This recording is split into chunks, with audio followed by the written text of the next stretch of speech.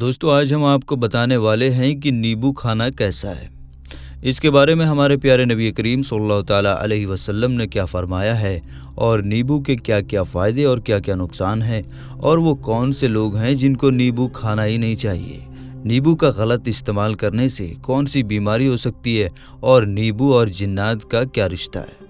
नींबू से जिन्नात दूर क्यों भागते हैं, ये सब आज की इस वीडियो में हम आपको बताने वाले हैं। लिहाजा इस वीडियो को आखिर तक ज़रूर देखें और अगर आपने अभी तक हमारे चैनल को सब्सक्राइब नहीं किया तो सब्सक्राइब करके बेल आइकन ज़रूर दबाइएगा, साथ में लाइक और शेयर भी कीजिएगा। तो चलिए दोस्तों शुरू करते हैं। दोस्तों सबसे पहले तो आप ये बात जान लीजिए कि नींबू एक सब्ज़ी नहीं बल्कि ये एक फल यानी फ्रूट है, क्योंकि इसमें बीज होते हैं। अरबी में इसे तुरुंज और उतरुंज कहते हैं। नींबू को नबी पाक सल्लल्लाहु ताला अलैहि वसल्लम ने न सिर्फ एक बेहतरीन मिसाल के तौर पर पेश किया है बल्कि इसको दवा भी कहा है। यानी हमारे प्यारे नबी ने दीन की बात भी बता दी और इसके ज़रिए बीमारियों का इलाज कैसे किया जाता है वो भी हमें बता दिया। दोस्तों हदीस शरीफ में नबी पाक सल्लल्लाहु ताला अलैहि वसल्लम ने इरशाद फरमाया कि उस मोमिन की मिसाल जो कुरान मजीद पढ़ता है और उस पर अमल भी करता है मीठे नींबू के जैसी है।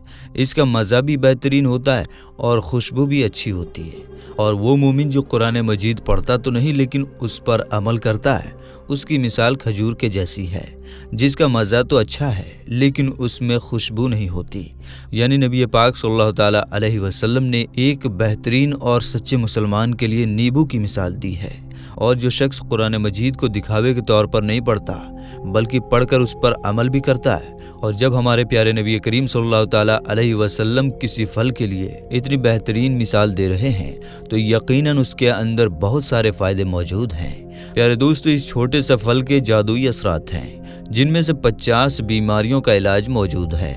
लेमन यानी नींबू एक ऐसा फल है जो अपने अंदर खटास होने के बावजूद भी बेहतरीन और बेहद फ़ायदे रखता है। रिसर्च से ये साबित हुआ कि गला ख़राब होने की सूरत में नींबू का इस्तेमाल निहायत फ़ायदेमंद है।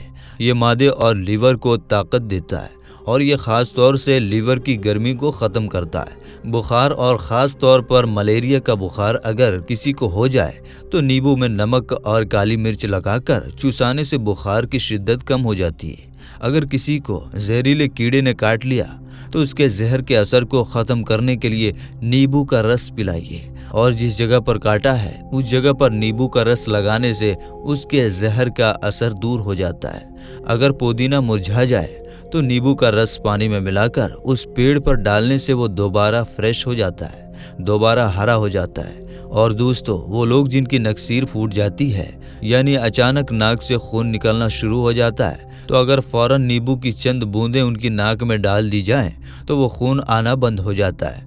दोस्तों नींबू के छिलके में सबसे ज़्यादा विटामिन पाए जाते हैं, इसलिए सिर्फ इसका रस ही इस्तेमाल ना करें बल्कि पूरा का पूरा नींबू हमारे लिए फ़ायदेमंद है। ये हमारे जिस्म को बहुत फ़ायदा पहुंचाता है और इसके लिए नींबू के छिलके फ्रिज भी किए जाते हैं। नींबू के छिलके इकट्ठा भी किए जाते हैं।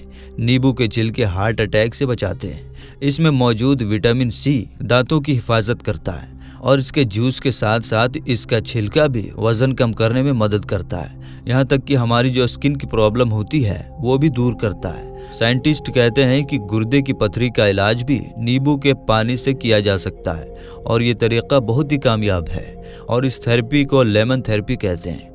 दोस्तों अगर किसी चीज़ के फ़ायदे होते हैं तो उसकी ज़्यादती करने पर उसके नुकसान भी हो सकते हैं। कुछ लोगों को नींबू के इस्तेमाल से एलर्जी हो जाती है तो वो इसका इस्तेमाल करने में प्लीज़ एहतियात ज़रूर करें, क्योंकि जिस तरह डॉक्टर दवा भी अपने मरीज़ों को देख देख कर देते हैं तो उसी तरह हर इलाज हर पल हर किसी के लिए नहीं होता। ज़्यादातर लोग सुबह उठते ही नींबू पानी पीते हैं। पानी में नींबू निचोड़कर पीने से जिस्म को विटामिन सी, पोटेशियम और फाइबर मिलता है, लेकिन इसे ज़्यादातर इस्तेमाल करने से कुछ नुकसान भी हो सकते हैं।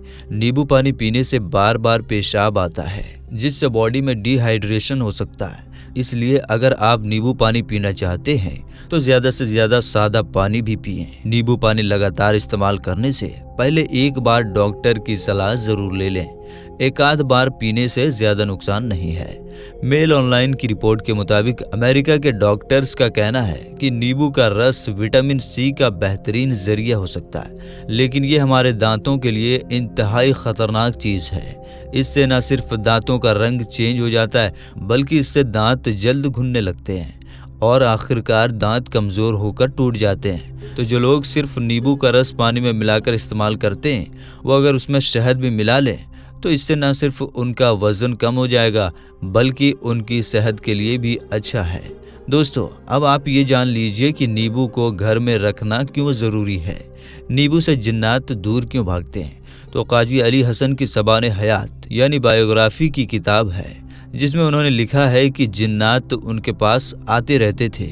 एक मर्तबा बहुत दिनों तक जिन्नात नहीं आए तो काजी साहब ने उनसे उनकी वजह पूछी, तो उन्होंने बताया कि आपके घर में नींबू था और हम ऐसे घर में नहीं जाते जिसमें नींबू होता है, तो ये भी एक इलाज है। अगर आप नींबू को काट कर उसमें नमक लगाकर घर के किसी भी कोने में रख देंगे या फिर किसी भी जगह रख देंगे तो जिन्नात आपके घर में नहीं आएंगे और आपके घर से दूर भागेंगे। लेकिन इसके साथ साथ आप अल्लाह की इबादत भी करें, अल्लाह और उसके रसूल हज़रत मोहम्मद मुस्तफ़ा सल्लल्लाहु ताला अलैहि वसल्लम का जिक्र भी करें, कुरान पाक भी पढ़ें और नेक रास्ते पर चलें। अल्लाह पाक अमल करने की तौफीक अता फरमाए।